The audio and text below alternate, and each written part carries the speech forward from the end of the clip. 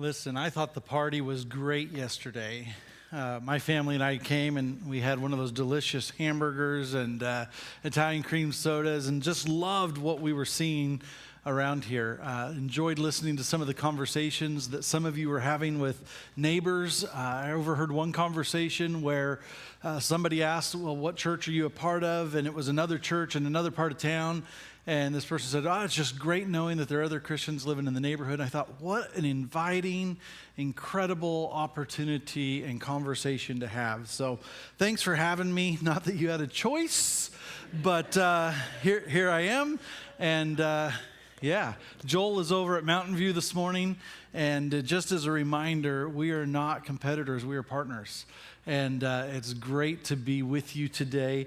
I love Joel. I think, Joel, you are blessed to have Joel as a pastor. He loves you. His heart is for you. His heart is for discipleship. His heart is for our city. And every opportunity I get to sit in the presence of Joel, I walk away thinking, wow, River Hills is just a lucky church. And so if you don't like him, don't talk to me about it, all right? Because we'll have, or his mom, okay? And so either one of those are probably no zones. So anyway, I just am excited to be here. I'm excited to share with you. We are in the Summer of Parables, and if you don't know this, Joel, a few years ago, I invited him just to come and participate in our sermon planning with us. And really, I was hoping, hey, he's a one-man pastor, you know, kind of making this thing happen. And so come on over, let's work together. And I promise you, he has blessed us with more than we've blessed him with. But this is what happened. I was gone, and the Sunday planning team was meeting. And while I was away, they decided it would be a great idea to spend the summer in parables. Now, if you read the Gospels, and you read the parables, there is nothing fun about them. There is nothing about the parables that make me go, yes, let's preach through those. Because every parable, Jesus gets to the heart of the matter. He gets to the heart of what's going on, and he's going to address some things. And so the parable that I've been assigned, and I say that because I've been assigned to this parable, is the rich man and Lazarus. And there is nothing fun about it. And I'm thinking, I've already irritated this row left.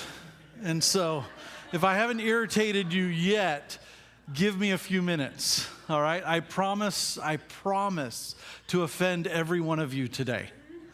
Is that fair? Deal? Are we in agreement? All right. I've seen him. And I know that you've seen him also. He typically sleeps on a pile of newspapers or cardboard. Occasionally, this person might have a tarp. Usually, this person sleeps along a building, in a doorway, under trees or under shrubs on somebody else's property. You usually can find a rough blanket, maybe a sleeping bag. Sometimes he has a dog. If you watch the scene, people will typically walk on the other side of where this person is. If you watch closely, you'll see that people absolutely avoid them at a distance. And there are times when this man has a cup, or he has a box, or he has something, and he jingles a few coins, kind of indicating that he would like some more. He would like some more from you. And so the commentary of those who do notice say things like this: well, it's his own fault. They say things like, he's chosen this life, hasn't he? There are people who can help him out. Why doesn't he just go get help? Or things like, why doesn't he just get a job? He's probably there because he's addicted to drugs or alcohol. I would help him, but he'd probably just waste it. He's probably dangerous, so stay away. Is this scene becoming familiar to you? Have you been there? I'll never forget the first time I went to Nairobi, Kenya. And we work with the Mathare Valley, which is basically a large slum. And in this slum, it's about 1.5 miles long and 0.5 mile wide, and there's about 1 million people who live in that density. Mountain View sits on a little over 6 acres, and we partner with a school called the Githuthuru Community, and Githuthuru is about 6 acres. And there are about 60,000 people who live in that 6 acres. And I'll never forget leaving our nice, beautiful guest house and driving through Nairobi, beautiful, lush trees, incredible architecture, great buildings. Nairobi, after all, is the financial epicenter of the entire Eastern African countries. And then we drive down this little road, and it takes us right into the Mathare Valley slum, where nearly 1 million people live in less than 1 mile by 0.5 mile area. And you get down into the valley, and it's literally a valley, and the river runs through the valley. It's not a river that you would enjoy because everything goes downhill. The poorer you are, the closer to the river you live. The wealthier you are, you live up on the street. Usually a concrete building, 5 or 6 stories tall, concrete walls, concrete floors. That's luxury for some of the people. But then just beyond the flats, those concrete buildings, are beautiful homes, huge homes, beautiful buildings, government buildings, school buildings, something that you would see even in our own cities here in the U.S. And I realized, wow. There are so many people who live in the slum who have no idea that just 1/4 mile up the hill is an entirely different world to live. And then there's people who live just outside of this slum where people are living in the deepest and darkest of poverty. In very few places across the world do we find the rich and the poor actually living right next door to each other. Some of us may be rich. We have clothes, we have food, we have a house, we have cars, we have bank accounts, and we walk past this guy without noticing. Others of us may not be rich, but compared to the man, we're doing pretty good. We're more well off than we actually realize we are. And he would be delighted to change places with us. And we have a lot to complain about, don't we? Milk, the prices of milk, food, gas. Everything seems to be getting so expensive, and it's so hard, and it's so hard to deal with it and manage it. And yet that man would be delighted to take our place. Even if it was just for an hour or even a day or a week. And so the parable that I'm speaking on this morning, it's an unusual one. It's unusual. There is no introduction to the parable. We don't get any of Jesus's "the kingdom is like." We don't get "let him who has ears hear and eyes see." We don't get any of that. It names only one of the characters, no more than that. It's placed in the midst of a series of parables, and the uniqueness of this parable requires us to take just a little bit of caution as we try to interpret it, as we try to understand it. Many of us have taken this parable to describe the state after this life. Death. What happens when we die? There are even churches and theologies and doctrines who have built their entire understanding of things like purgatory out of this one simple passage. But when Jesus taught the parables, he wasn't so interested in teaching about where the dead were going. That's not what Jesus was about. He was very interested in what the living were doing. He's building his kingdom on earth as it is in heaven, and that's what his desire was. That's how he taught his disciples to pray. We pray, "Our Father who art in heaven, hallowed be thy name, thy kingdom come, thy will be done." Where? On earth as it is in heaven. Jesus was establishing his kingdom. He was determining from this day forward that he believed with his whole heart, mind, and soul and spirit and all of it that he was sent from God to make this earth as much like heaven as he possibly could. And then each of us, as he ascended into heaven, he commanded that we would be his witnesses in Judea and Jerusalem, Judea, Samaria, and to the ends of the earth. That we would be his ambassadors. That we would be doing what? Trying to make this place as much like heaven as we possibly can. And so, what button do I use, Eric? Oh, did I do it? They don't let me use these at Mountain View. Here, go to the next slide. How's that? There it is. That's what I need right there. All right? And so this parable is about the living, not the dead.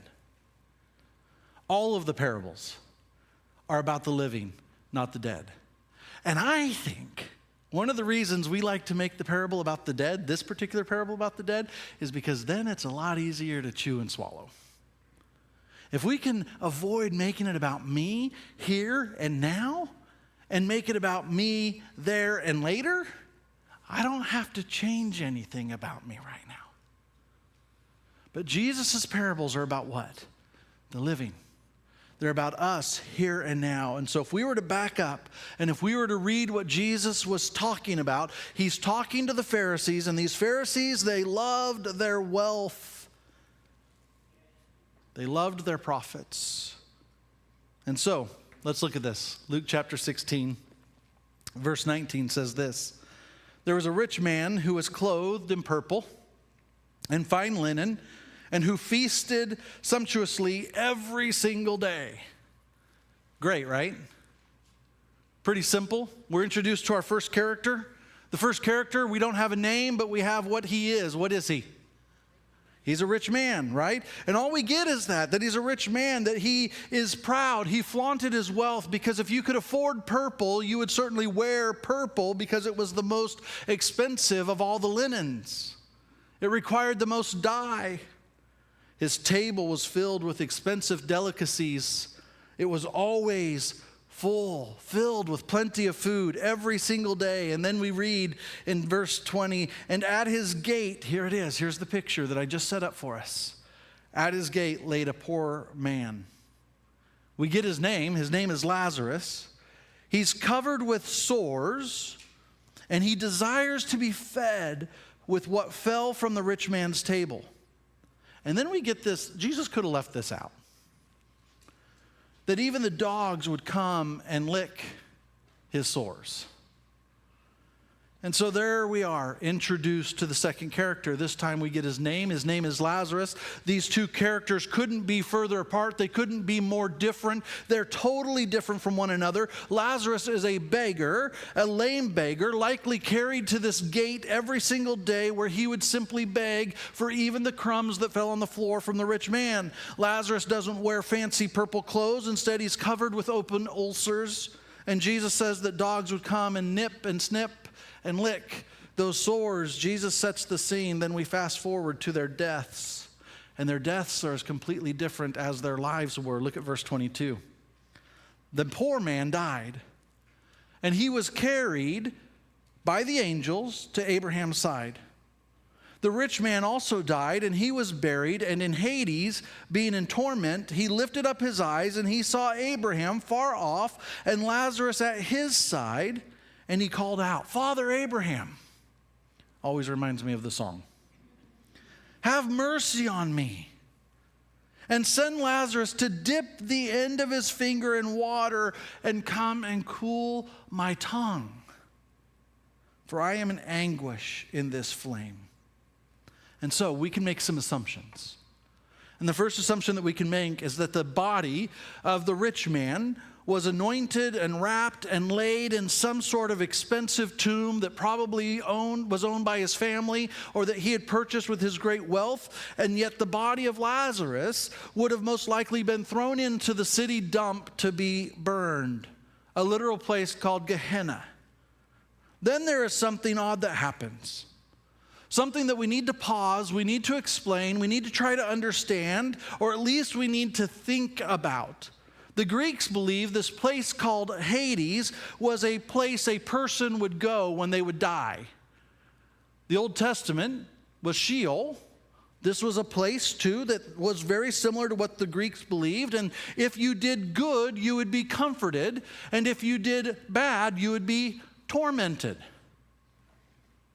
Behavior modification, right? So before you get to go to the final judgment, you're going to go to this place called Hades. And if you've done good, you'll be comforted. If you've done bad, the little devil with the little pitchforks get to poke and prod at you, right? It's torment. It's a place of torment. It was a place where it wouldn't be delightful to be. And so, Hades, not the final destination, the temporary place, especially for the evil people. But Revelation teaches that the ultimate place is the lake of fire. And so Hades is this temporary holding place that meant that there was going to be a future torment and even more torment. It would be more and multiplied and intensified, but for the good, it would be eternal joy.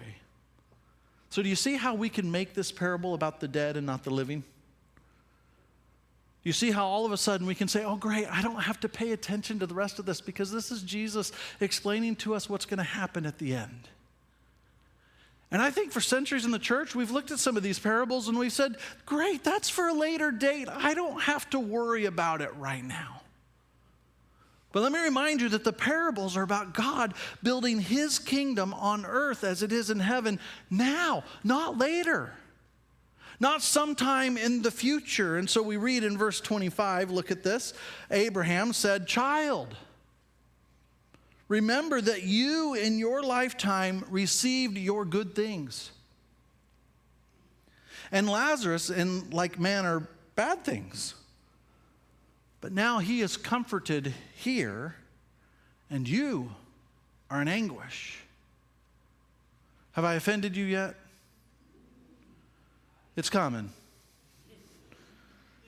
We need to understand that situations could be reversed here. We need to understand that a rich man could find comfort while the poor man could find torment. And so this isn't about all rich people being sent to Hades, right? It isn't. The reason the rich man was in torment was because he neglected the poor man.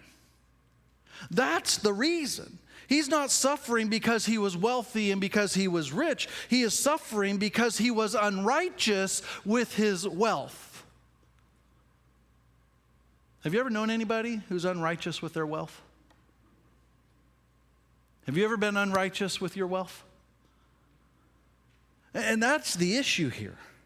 He's not suffering because he was wealthy. He's not suffering because he was rich. He's suffering because of what he did with his riches. He was rich and he failed by neglecting financial help to the poor. And the rich man is now experiencing this perpetual hell-like torment that he cannot escape. He cannot get away from. He can't even get help from Lazarus. Isn't that reversed? The one who he had refused to help in the midst of his own suffering. And Abraham says in verse 26, and besides all this, between us and you, a great chasm has been fixed, in order that those who would pass from here to you may not be able, and none may cross from there to us. In other words, there's a finality to this. It's done. Nobody can change their circumstances on the other side. Once we are there and we wake up and we realize how wrong we were, we can't go back and change it. It's done. It's finished. After all, many of us are given decades on earth to figure this stuff out. And this is part of Jesus' heartburn with this parable. He's talking to the Pharisees who seem to have it all figured out. They were the righteous ones. They were the ones determining who was in and who was out and what they had to do and what they couldn't do and what they should do. And Jesus is saying, you're a lot like the rich man. And at some point, you're going to realize how this all goes. And you're going to beg and you are going to plead and you are going to bargain your life. And none of it will be with you. And you can't cross over. You can't change at that point. And so the rich man, he says, then I beg you, Father Abraham, will you please send him to my brother's house, to my father's house? And the reason is because he has brothers there. And will you warn them? Will you tell them about everything that's happening to me right now? Because if you'll go and tell them, I promise you, they will change. And now the rich man would like to at least save his own brothers, wouldn't you? I mean, if you knew the truth, wouldn't you want your own family to know the truth? I would.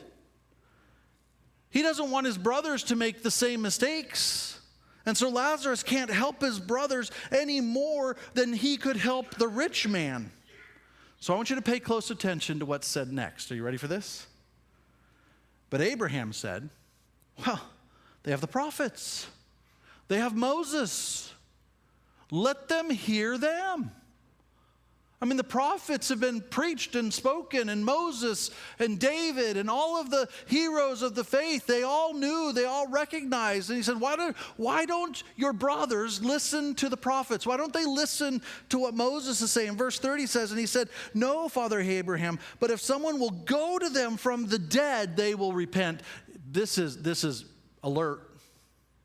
Hello? Like Jesus is talking about something that's about to happen. Something about people raising from the dead,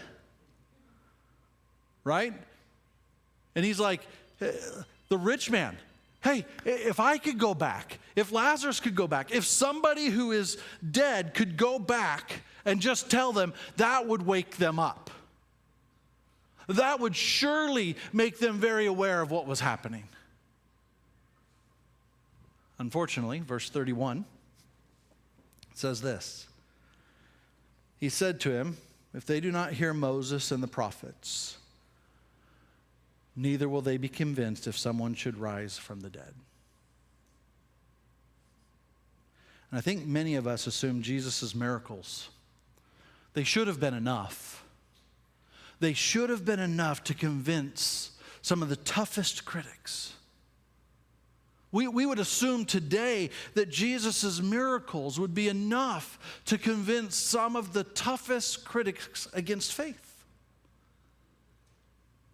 But what do we know? They're not enough.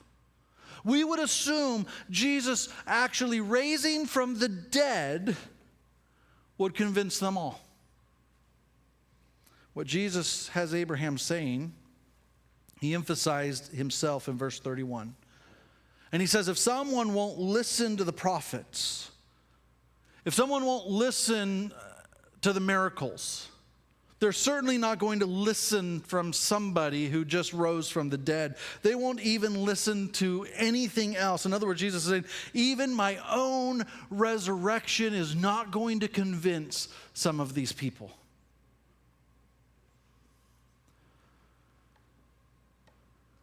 Here comes the frustrating part. Because I think the most important lesson from this parable is that wealth can harden the rich man's heart. Doesn't always, but it can. And even though wealth doesn't always have this effect on people, we know it often does. We know it often grows. Either, this is what Jesus said, our money will own us or we will own our money.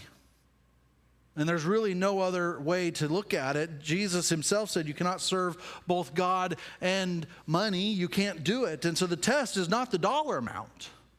The test isn't about the dollar amount at all. It's about our sensitivity to the poverty, to the brokenness, and to the pain that exists in our midst. And every single day, we take a journey from our house to whatever task we have, and we drive down the streets of Gresham, Oregon, and East County, and we see poverty, and we see pain, and we see brokenness, and we see addiction and helplessness. And what is your attitude towards those things?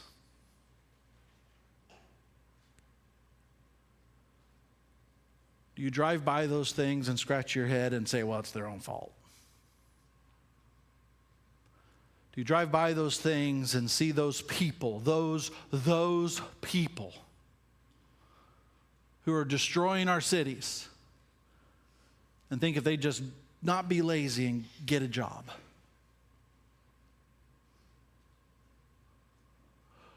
Or do you embrace a heart like Jesus and say, I may not understand why, and I may not understand how, and I may not understand the workings of how this person got here, but my King Jesus teaches me that when I see those things, I at least find a level of compassion.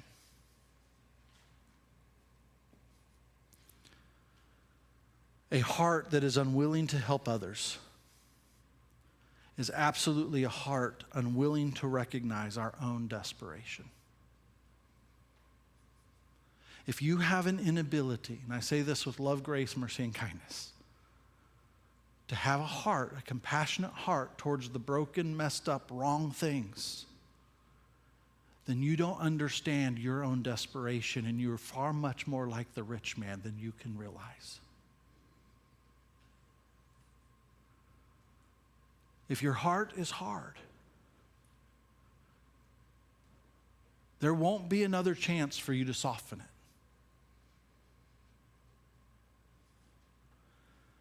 And too often, what we see happening around us, the poverty, the brokenness, the pain, we refuse to help because it might be risky, because they might not deserve it, because it might cost me just too much. And if this is any of us this morning, then we have an unwilling heart to see that we ourselves are in desperate need of God's grace, mercy, and love and kindness. The stakes are high, maybe the highest, because it seems to be heaven and hell are in the balance.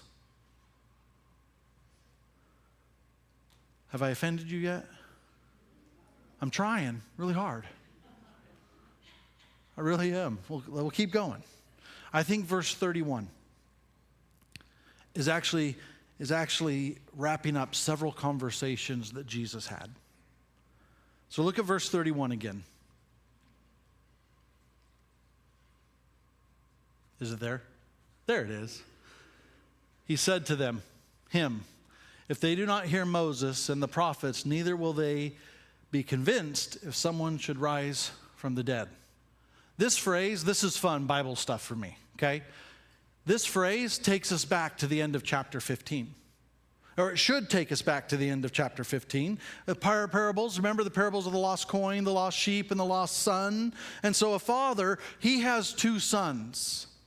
And the younger son asks his father for his share of the inheritance, and the father then divides his property between his sons, and the youngest son goes to another country, and guess what he does? He wastes it all. And during a famine, he becomes so destitute that he's actually forced to work for a pig farmer and thinks that eating the pig mush would be better. Then he comes to his own senses.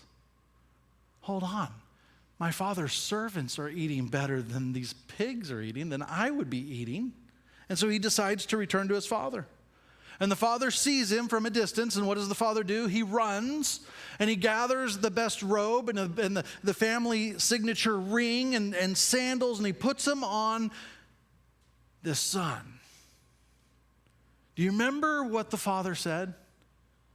He says, my son was dead, but now he is alive. They wouldn't be convinced if someone should rise from the dead. What Jesus is doing is he's taking us back to Luke chapter 15. I don't have it on the slides for you, but let me read it to you. Verse 25 says this, maybe. Now his older son was in the field, and as he came and drew near to the house, he heard music and he heard dancing. And he called one of the servants and he asked, what are these things meaning? And he said to him, your brother has come and your father has killed the fattened calf because he has received him back and safe and sound. But the older brother was angry. He refused to go in. His father came out and entreated him. But he answered his father, look, these many years I have served you. I never disobeyed a command, yet you never gave me a young goat that I might celebrate with my friends. But when this son of yours, who has devoured your property with prostitutes and you kill the fattened calf for him. I mean, his anger is justified. Wouldn't you be angry? How many of you have brothers and sisters and you think your parents are totally unfair all the time? Of course. Of course.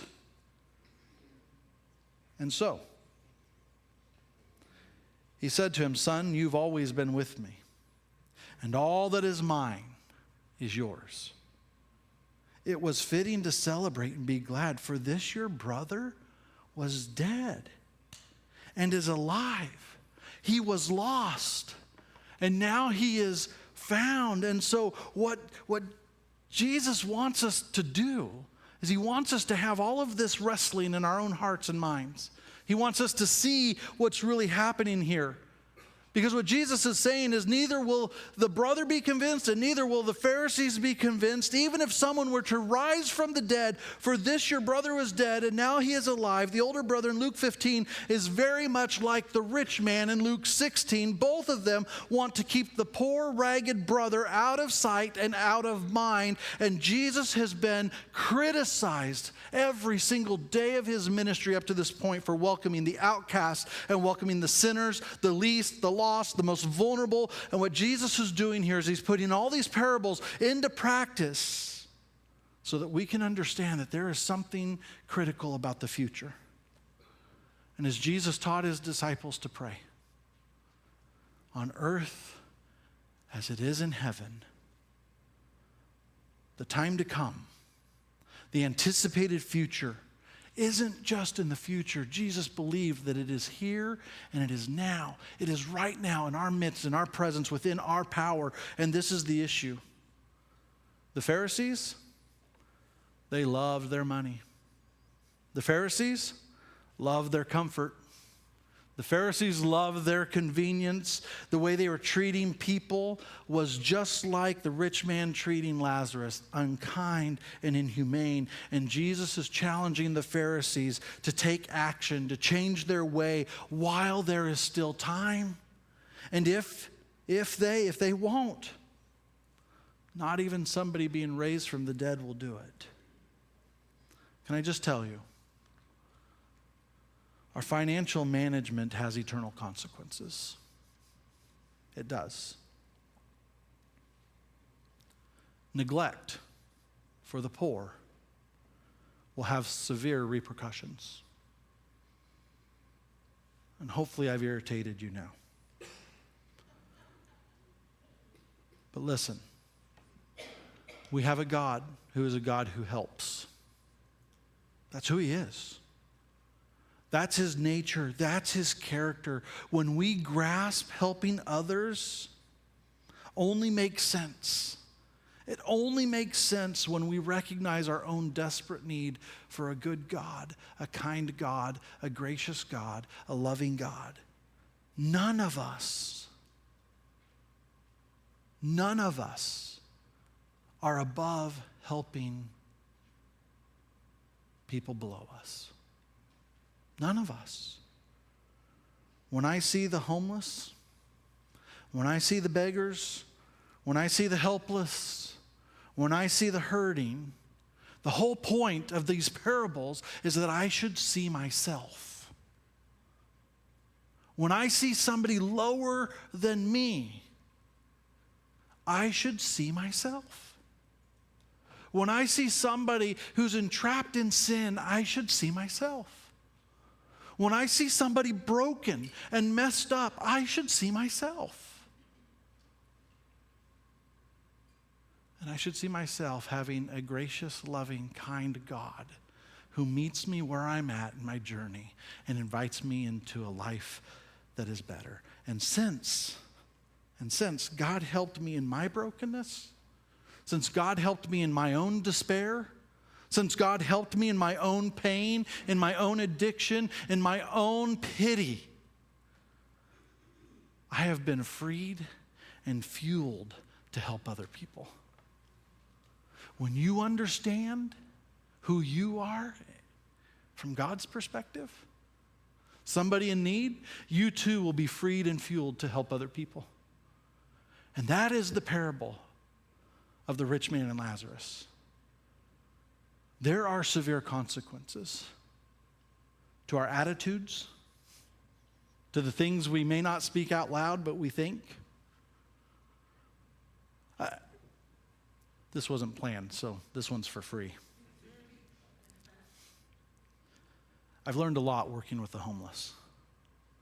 And it's true, there's probably a third of the homeless community who they're chronic, they're going to be homeless, they're going to be stuck, they're going to be impoverished, there is no way out. Then there's probably another third that they're just on the brink, maybe a learning disability, a mental health issue, something like that, that if they could get the right help, they could probably do okay. And then there's a third, they don't want to be there. It's temporary. They want out. And so one of the issues that happens working with some of the impoverished community here in Gresham is that most of us assume that all of them are like the first third I described. And so when we just think that, we think there's no hope, there's no chance. And I believed what most of us believe. I believed that if they would just get a job, things would be better, right? Until we helped George get a job at a business here in town. And George, who was homeless, got a job. He was able to get a uniform. He got 2 uniforms. And guess what? He went to work the first day. He worked all day long. It was fantastic. He went to work the second day. He worked all day long. It was fantastic. He didn't show up the third day. And so one of the people who works closely with George decided, I'm going to go find out why he didn't go to work. Well, his uniforms were dirty. And he didn't have a place or a time to clean the uniform. And he hadn't eaten in 2 days because the shelters in East County serve breakfast from 8:30 to 9:30 and dinner from 4:30 to 5:30, and his shift was 8 to 5:30. He couldn't eat. So what happened is Ron, I'll share his name, he helps get George some gift cards so he can go across to a grocery store and get lunch for the day. He could eat. Took his uniforms, washed his uniforms so he could get the job. 3 weeks later, he gets his first paycheck. He goes to the bank. Ron takes him to cash his check. Well, he doesn't have a state ID because to have a state ID, you have to have verification of your address. And since he doesn't have an account because he doesn't have a state ID, he has to also pay 7% to the bank for them to cash the check. I share that story for this reason. Because I was somebody who was probably like the rich man. And it took me getting involved in something for me to wake up and to see what's relatively easy for me is impossible for somebody who has nothing. And it was in those moments that I recognized my own desperate need with an incredible, great, awesome God who is able to give more than I could ever imagine, who is able to heal some of the deepest and darkest wounds in my soul. That we have a God who, when he sees brokenness, he can't help but just dive into it to heal it and fix it and mend it. You want to help others? Man, see your own desperate need for God's incredible, awesome love